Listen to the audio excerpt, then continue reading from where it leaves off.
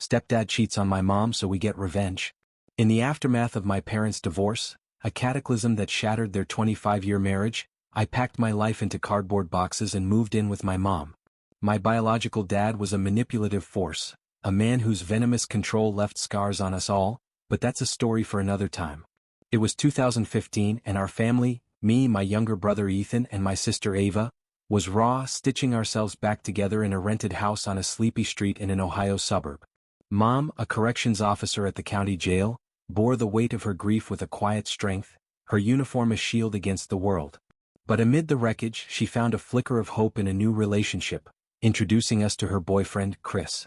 What unfolded was a saga of fragile trust, searing betrayal, and a revenge that burned slow and deliberate, reshaping us in ways we never expected. A fragile new start. The house was a weathered two-story, its hardwood floors creaking underfoot, its porch sagging like it carried the weight of our past.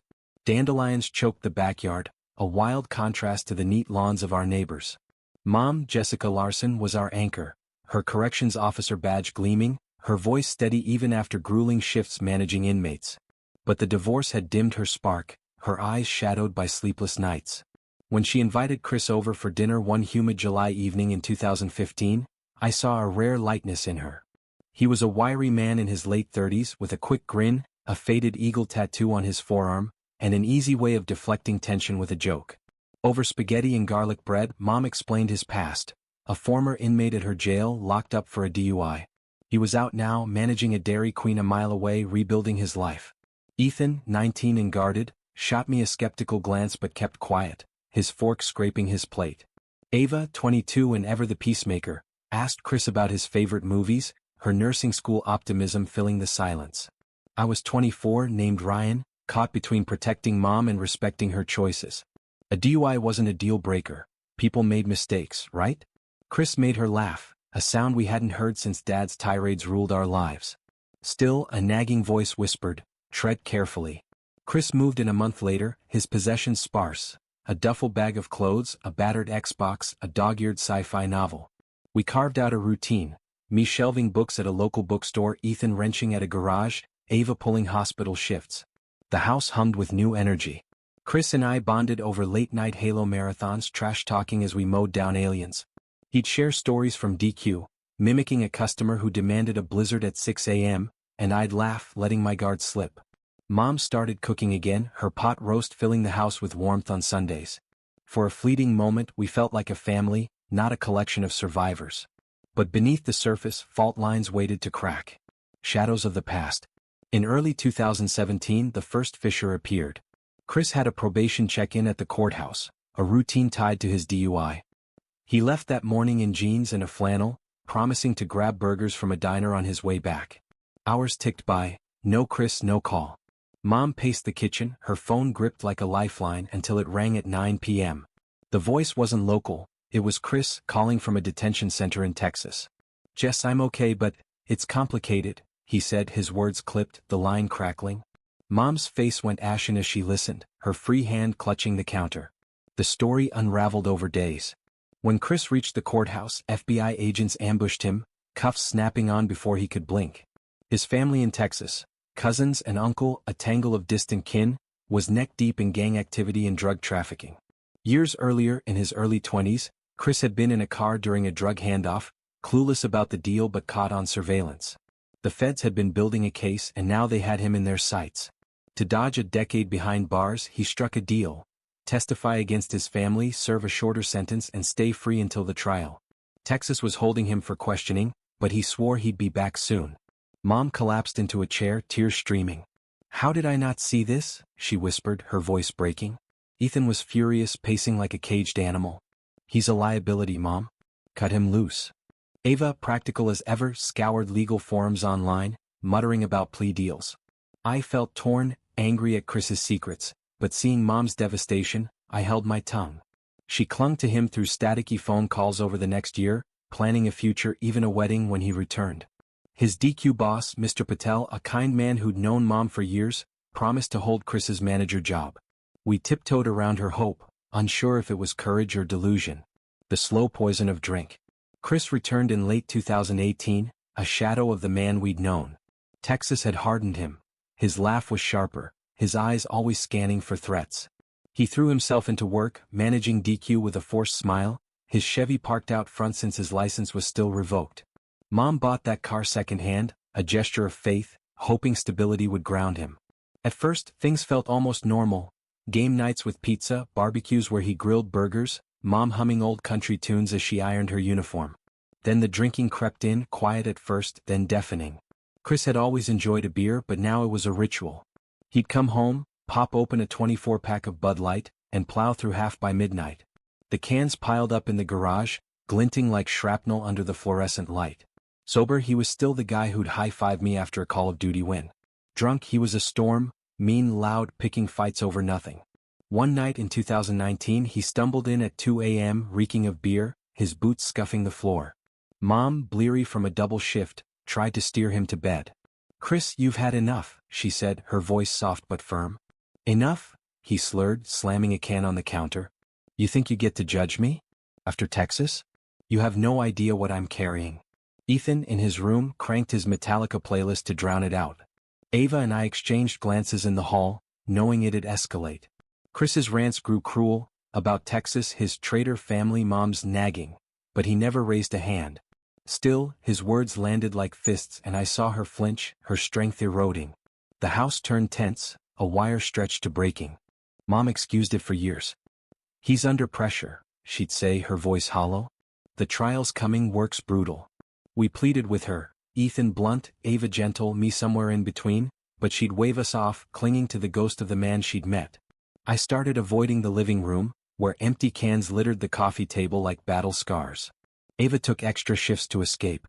Ethan spent nights at the garage tinkering with engines until dawn. We were losing her to Chris's chaos, and it hurt more than Dad's betrayal ever had. The night it all broke. By mid-2020, the fault lines were canyons. Chris's drinking hit a fever pitch.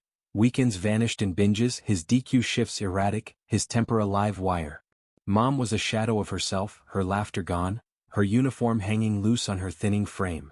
She'd stopped painting, her watercolors of Lake Erie gathering dust in the attic. One sticky June night, Chris staggered in, eyes glassy, cigarette smoke clinging to his shirt. Mom was waiting, arms crossed, her face a storm of fury and exhaustion. "Chris, have you been drinking again?" she asked, her voice trembling with years of unspoken pain. He swayed, smirking like a kid caught sneaking cookies. "What's it to you, Jess?" Something in her snapped, a dam bursting. "Get out," she said, low and final, pointing to the door. "Now." He laughed, thinking it was a bluff, but her glare was steel. "I'm done," she said. "Leave." Chris grabbed his jacket, muttering curses, and peeled out in Darla's car, a loner since he couldn't drive legally. The house fell silent, the air heavy with relief and grief. The next morning he called, sober but defiant, expecting to charm his way back. Mom hung up, her hands shaking. She turned to us, eyes red but resolute. "Help me pack his stuff. He's not coming back until he's clean." We dove in, gathering his things, flannels, Xbox controllers, a half-empty bottle of cheap cologne, stuffing them into trash bags. The act felt cleansing, like scrubbing a stain from our lives. The house seemed to exhale, its walls no longer holding their breath. Then came a knock at the door, sharp and unexpected. The truth comes knocking. It was Betty, a DQ cashier I'd known in high school, her curly hair frizzing in the summer heat, her hands twisting her purse strapped nervously. "Mrs. Larson, I need to talk to you," she said, glancing at us. "Alone, if that's okay." Mom nodded, leading her to the living room, where the couch still bore the dent of Chris's nightly collapses. We lingered in the kitchen, catching fragments through the thin walls. Betty's voice was urgent, almost whispering. "Don't tell anyone I told you." When Betty left, Mom sat frozen, her hands gripping the cushions like a lifeline. "He's been cheating," she said finally, her voice flat, as if saying it aloud made it real. "With Darla, a server at his store." Betty had laid it bare. 4 months, Chris and Darla, a 20-something with a reputation for trouble, had been sneaking around. They'd hooked up in the DQ storage room, the back lot, even Chris's office after closing. Betty stumbled on them once, mid-act, and Chris cornered her the next day. "Snitch and you're fired," he'd hissed, leveraging his manager title. Worst of all, Darla was pregnant and Chris was crowing about it, saying it was his shot to finally have a real kid. Mom, who'd nearly died giving birth to us, had refused more children, a choice Chris now twisted into a weapon.